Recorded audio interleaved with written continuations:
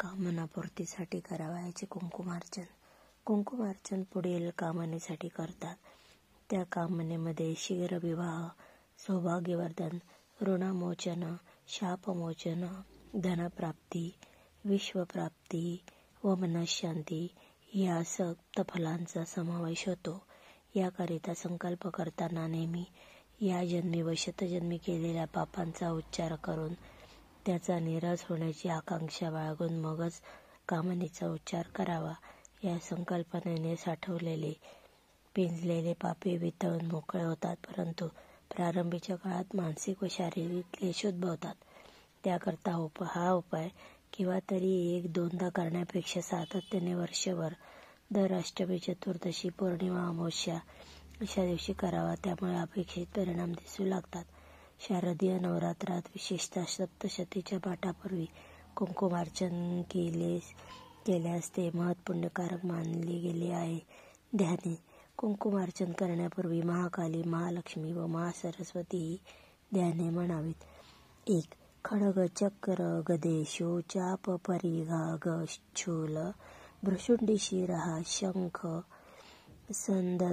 संदधती, करे श्रियनयना, सर्वांगभूषा, वृत्ताम, नीलाश्मोद्युतिमास्यपाददशका, शिवे महाकालिका, यामस्तोतत्स्वपिते हरौ, कमलजौ हन्तु, मधुकैटभम्, अक्षस्रवक्परशु, गदेषु कुलिशं, पद्मं, धनकुण्डिकादण्ड, शक्तिमसि च चर्मजलजघण्टा, सुराभाजनं, शूलं, पाशं, सुदर्शने च दधति हस्ते हा, प्रसन्नानना सेवे, सौरिभमर्दिनीमिहं, महालक्ष्मी सरोजस्थितितां,